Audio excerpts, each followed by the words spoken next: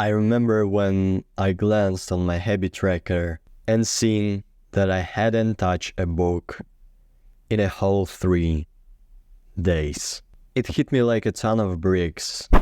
It wasn't me at all. I didn't recognize myself in that behavior because I was the one guy that book streak was up there. My best one without skipping any single minute of reading is 44 days. This is my biggest streak, 44 days in a row without skip. But this day, something bad happened. You see, a year ago I made a commitment for myself that I would read 45 minutes every single day. I tracked my progress with Apple Books app.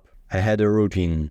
I knew that in the evening, before bedtime, I would start read at 9:45 p.m. and I would sleep by 10:30 p.m. So it is 45 minutes exactly. And if I skip only 1 or 2 minutes, it was already like something in my brain.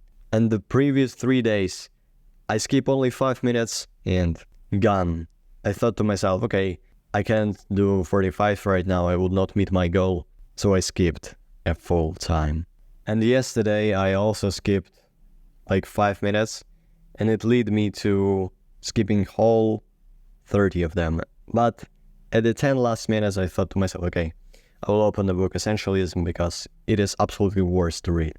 And the first sentence that got into my eye was, instead, admit failure to begin a success. I was not in that kind of like minded state where I understood that I'm skipping reading because I set a goal, and even though I had a habit tracker, even though I don't see a tick on it, I still wasn't admitting a failure. I didn't admit that the reason of it is because I was shopping online for some stuff, because I was editing, because I wasted time literally in that day by not editing. So now I need to, because I have commitments to do.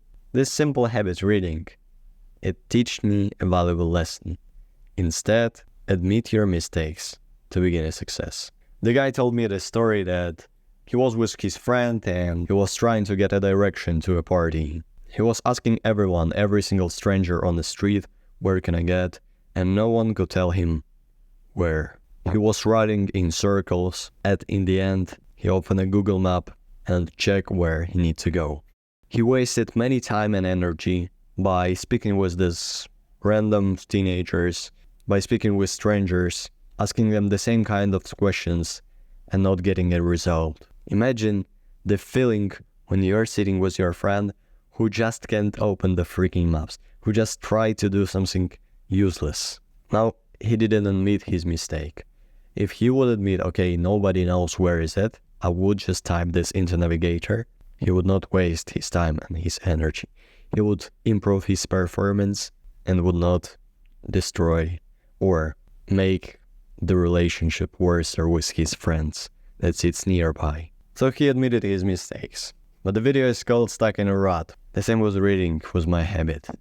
But the first thing about rut I would tell you is, don't cope. There is many people that are coping about rut. When they wake up, for example, in a bad mood, and they started scrolling. Even me and you on self-improvement. Remember last time when you wake up and you start scrolling your phone, and then your day went unproductive because you simply did the first wrong thing. So that you skip a gym, so that you didn't meet up with your friends, and you don't do your good habits, you didn't meditate, you didn't read, etc. It is simply because of this first one thing. And you call it a rut right now? Stick to your habits, and if you can't, stick to the ones that are left behind. So you started with scrolling, but then you go to the gym, even though you feel like a failure. You cope, my man, and everybody do. Simply because it's easier to say, okay, this is a cheat day. There is no cheat days. This is only a good days and a bad days. It's only a good days and a days that are not good. If you would be not productive at the time at this first part of a day, but then if you would switch and be productive at the second part of a day, you would get a progress out of it. It's still gonna be a better day than it was previously when you wasn't doing anything, when you was simply playing the games. So please Next time when you scroll or do something bad the first thing in the morning, you fob, for example, go and think about this video and go and do your productive stuff. Maybe journal about it and try to put your full attention into doing the thing that is important, that is essential, and that is will make and boost your day up. Because at the end of the day, I feel the better when I did my work. I feel the better when I did my commitments, when I did my habits. This is when you feel good and awesome, simply because you put the effort into it.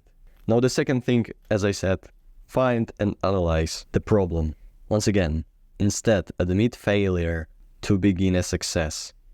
Understand your problem.